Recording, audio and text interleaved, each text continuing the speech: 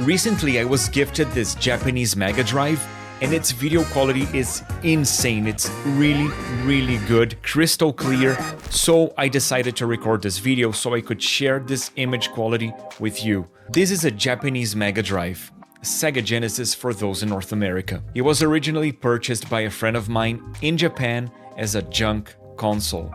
And to be honest, it does look a bit beat up, but not only it plays really well, but its analog signal is insane.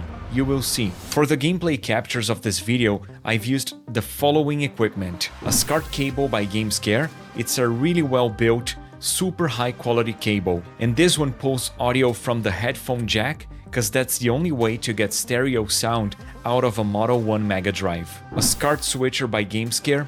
Again, super high quality, a RetroTink 5X, which converts the analog signal into HDMI, and finally an Evermedia GC573 capture card. This is the best capture card I've ever used, and I've been recording gameplay since before Elgato was around, and this one works really well. In order to really enjoy and appreciate each gameplay capture, I recommend you watch this video in 4K, and that's because YouTube allocates a better codec and more bitrate for 4K videos, so it does make a difference, even though I'll be showing you games that run at 240p originally. And before showcasing you the games I've chosen, I want to show you a quick comparison between a regular composite cable and a high quality SCART cable. The composite cable, as you can see, has a much noisier signal. You can see it with Sonic, and here with Super Mario World.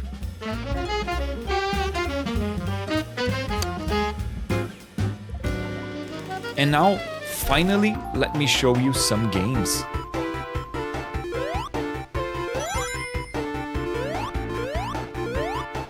And I feel like it's kind of mandatory to start with Sonic.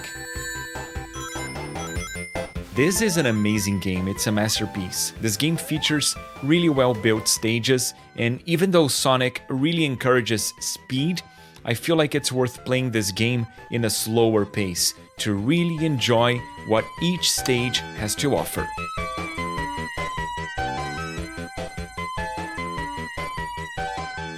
When playing with such a clean signal chain, we can clearly see the tricks that Sega used in order to simulate transparency. Check it out.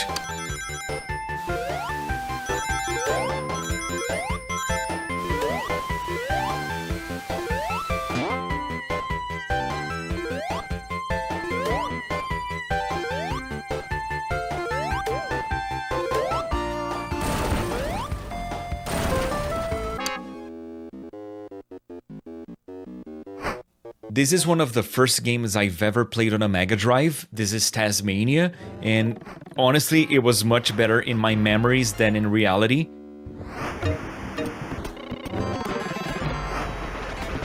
The opening of the game is really cool, and it does feature nice graphics, but it plays really weird. The controls are very finicky, they are not precise, and the stages are not intuitive to explore, and they require a lot of memorization, which I don't really enjoy.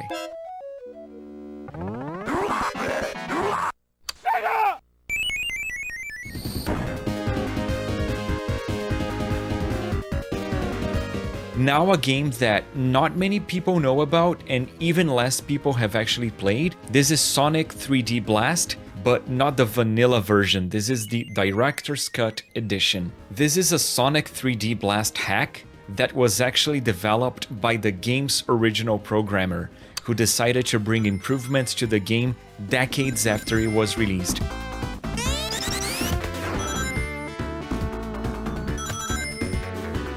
Sonic 3D Blast plays different than what we are used to seeing with Sonic games, but it's a very fluid game. It has beautiful animations.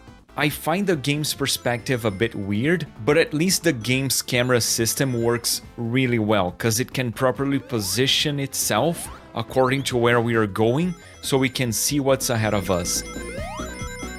And even though it plays different, it has a lot of elements that we can associate with Sonic, such as rings, loops, speed, and the scenarios.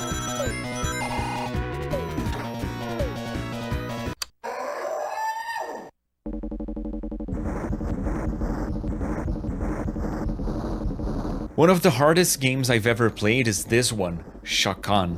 I don't know how to say it, I think it's Chakan, but anyway. This is a really dark, really moody game. It features a very strange soundtrack, and its gameplay demands a lot of precision and memorization. Something fun about this game is that we can pick the initial stage we want to play, so we can play the game in any order we want for the initial stages, but honestly, that means that we just get to pick in which stage we will die, cause this is such a difficult game. You gotta be really, really brave and patient in order to force your way through this game. It's so hard.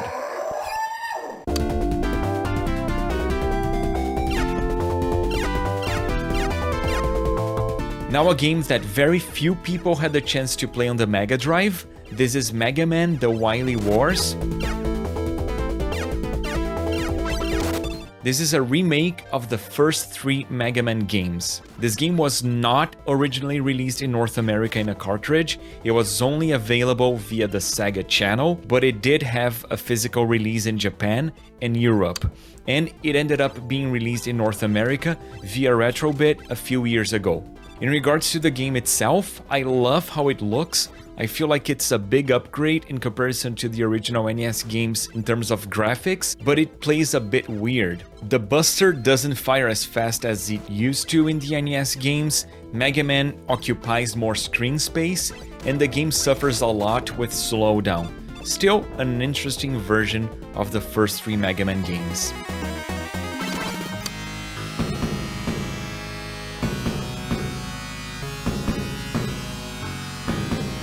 Now an IP that a lot of people will associate with the arcades and the Sega Saturn.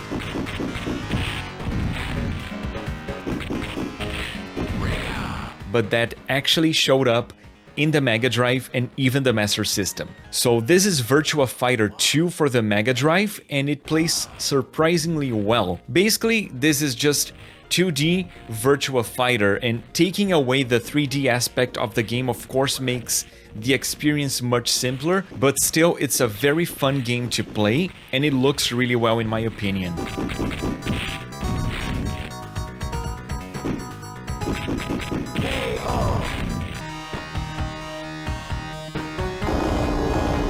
This is one of the rarest games I have in my collection. It's Pier Solar and the Great Architects. This is a JRPG, and I haven't played it yet, honestly. It's still in my backlog, but from what I've seen, it looks amazing, and the game soundtrack sounds fantastic. But what you're seeing here is just the beginning of the game. I didn't want to stay with it for too long, because I really want to play it eventually. And now the game that features the most interesting cartridge in the Mega Drive library.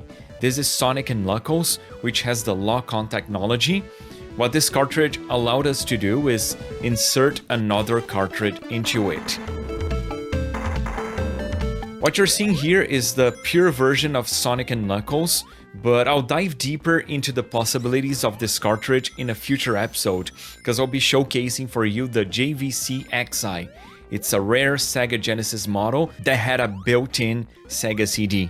I am very curious to see how the X'Eye compares to my Japanese Mega Drive, because I feel like what we've seen already today is crystal clear, and yet I always hear that the X'Eye has the best video quality among Genesis consoles, so we'll see.